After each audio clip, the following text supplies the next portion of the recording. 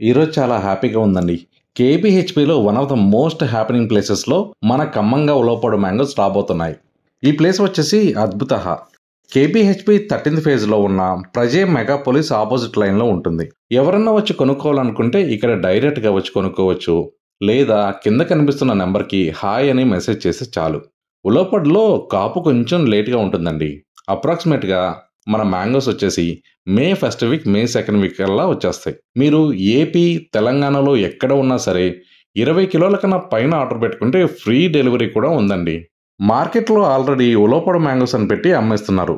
అసలు ఉలవపాడులోనే మార్కెటింగే స్టార్ట్ అవ్వలేదండి. ఇంకా ఉలవపాడు మ్యాంగోస్ ఎక్కడి నుంచి వస్తాయి?